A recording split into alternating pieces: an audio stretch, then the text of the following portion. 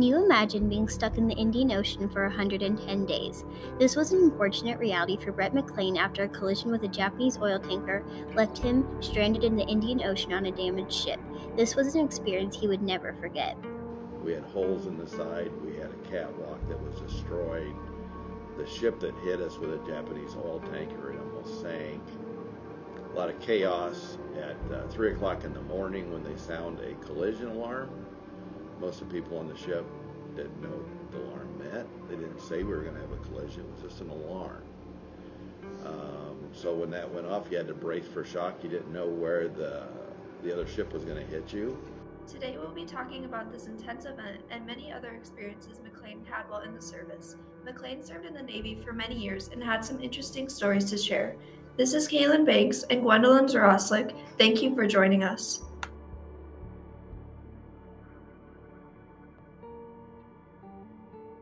Our story begins in a small town in Iowa called Gladbrook.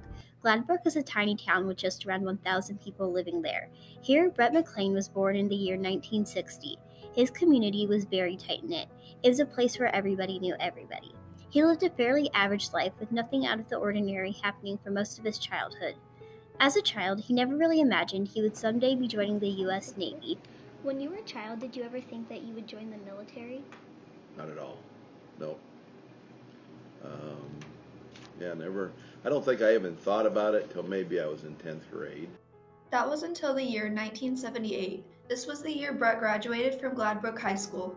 McLain was confused about what he wanted to do with his future, which is a common enough feeling for most high school students, so naturally he joined the military. After some thought, he decided to join the It was Navy. in August 21st of 78, and I retired April 30th of 1999. His mother was uneasy about his decision to join, but fortunately for McLain, his older brother had joined the Navy just 4 years earlier. This made it slightly easy for his anxious mother to accept the fact that her second son was going to serve in our military too. When Brett McLain first joined, he didn't realize what a huge impact this would have on his life. That spur-of-the-moment decision in high school would end up shaping the next 21 years of his life. I think I got a picture of me when I went in. I went in Marshalltown, and I got on the bus over there, and somebody gave me got a picture of me with my long hair getting on the bus. Brett got on a bus in Marshalltown and rode all the way to the Great Lakes Boot Camp. The Great Lakes Boot Camp is just north of Chicago, Illinois. Great Lakes is the Navy's only boot camp. Almost every week, a new bus of Navy recruits arrive at boot camp. During the first week, recruits go through medical tests and learn the basics of how camp works. Each week, things get progressively more difficult. After 8 weeks of training, recruits graduate. When I was going through boot camp, I recall just kind of keeping quiet and just kind of going with the flow. Matter of fact, I kept quiet so much that the company commander didn't realize I was even there until the day before graduation. So that's good, because you didn't get any trouble. Now, on the other side of the coin, when I was a company commander, so I was over in Great Lakes, a very cold place to be in the wintertime. And that was pretty neat. But you would get 88. It's men and women now, but at the time it was just men. At 4 o'clock in the morning, you go and you get the pleasure of waking them up for the first time and welcome them to the Navy, which is kind of a traditional rude awakening, you might say. It's not like the way mom and dad might wake you up at home. There was a lot of yelling and getting them out, getting them moving, really good. It's kind of a traditional thing. But then the hours were long on that side of the fence of the company commander, because if you had to get them up at 4 in the morning, you got to get up yourself at 3 in the morning. And if you're with them until they go to bed at night, 10 o'clock, you're getting home at 11 o'clock. So you're getting home at 11 and leaving at 3. So for the first few weeks, that's a pretty tough adjustment, But it was pretty rewarding, to see them graduate after. It was just 8 weeks boot camp, and they would graduate and go on out to the fleet. After boot camp, McLain got to travel around the world while working with the Navy. We always used to say you didn't really know what you were eating, and you didn't really know how much you paid for it because you had to exchange your money for theirs, and so a lot of fun and all. What was your favorite country that you visited? Probably Australia. What was it about Australia that was? Well, I tell you, not only was the country pretty and a lot of things to do, but the people there. I'll give you an example. So we get on a small boat because our ship is parked 3 miles from the beach there, right, or from the fleet landing. So we ride another boat in. We get off, and me and another guy, we walk to a bus stop. And before a bus could come by, somebody's offering you a ride, and it was like that the whole time. If you were in a restaurant, you couldn't even pay for your dinner. Somebody an Australian would pay for your dinner. They like Americans. At the time, we didn't really know why, but it was just kind of the way they liked us being there. So that was kind of neat. And then if you go to another country, the Philippines, that was a poor country. If you can imagine this, I'm sure it's different now, but when we were there, the average income per year was $300. So when we changed our dollars, $1, we would get 8 of theirs.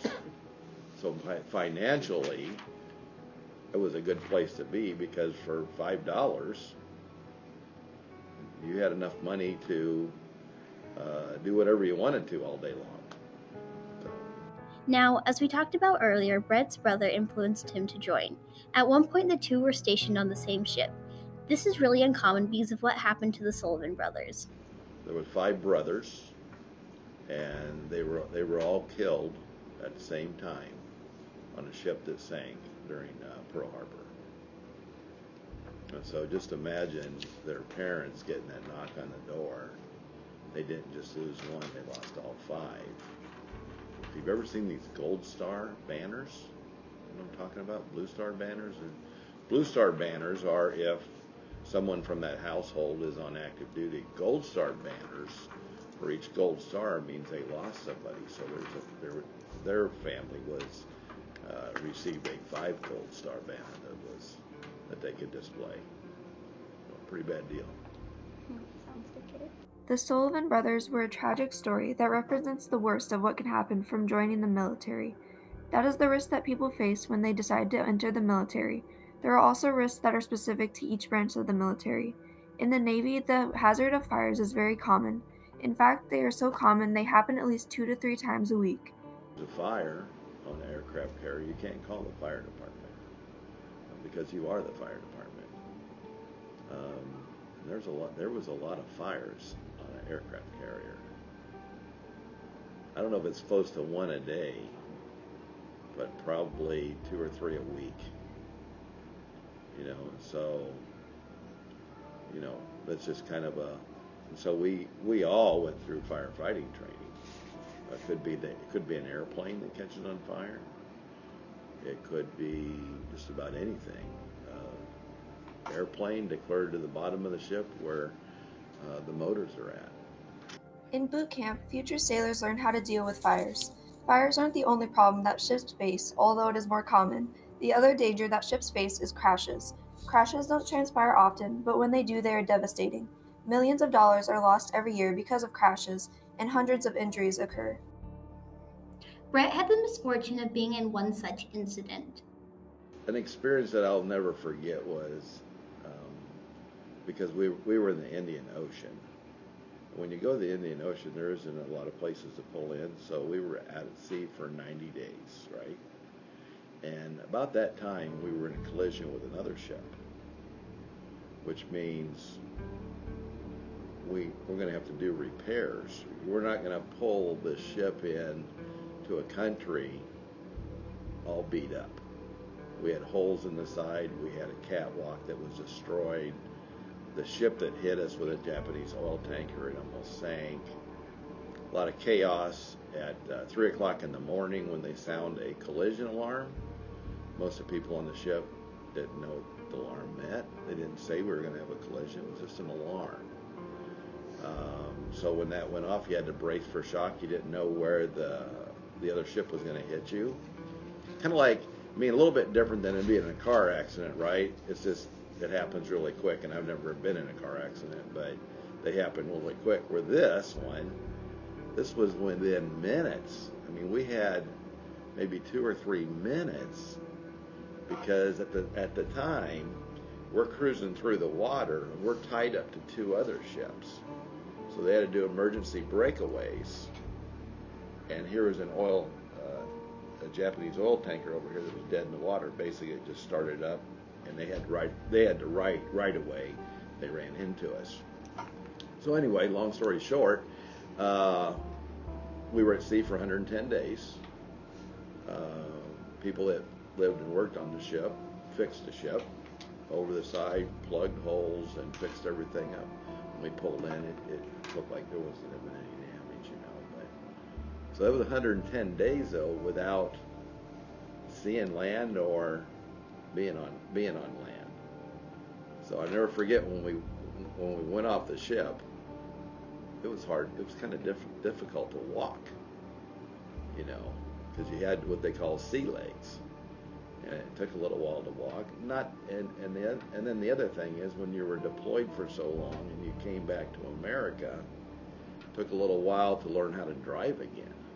After not driving a car. One deployment was 9 months.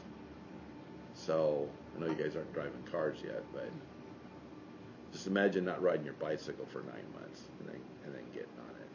Hurricanes are another threat that puts ships at risk. Well, one day we were 100 miles from the eye of a hurricane. I kind of forgot about this one. But just imagine, an aircraft carrier is a pretty big ship. Like, it's 3 football fields long. I don't know if you've ever seen one. But we had water coming over the front of the ship, coming back on the island. And so if you think about this, it's 90 feet from the flight deck to the water. And so we had more than a 90-foot wave coming over the front of the ship. And we were 100 miles from the eye of the storm trying to outrun it. Even though there are many dangers with joining the Navy, it gives you a lifetime of skills worth having, along with lifelong friends. Being in the Navy for 21 years has greatly impacted Brett's life. After he retired from the Navy as Chief Petty Officer, he began to work as the Veterans Affairs Director. While being in the Navy, Brett learned how to deal with stress. The way that I dealt with it was we had a gym on board, go and exercise. At the time, we wrote letters home. We didn't have email or anything. We didn't have any computers. That was probably helpful. This is just one of the many skills Brett learned while in the Navy. He also made many friends that he still talks to today thanks to Facebook and email. Joining the military is a decision that will affect you for the rest of your life. Brett spoke about how he wouldn't change his decision to join the Navy at all, and we are so thankful that he joined and served our country. We would like to thank Brett McLain and all other veterans for their service. We would also like to thank Brett for coming in and speaking to us about his experience in the Navy. This is Kaylin Banks and Gwendolyn Zroslick. Thank you for listening.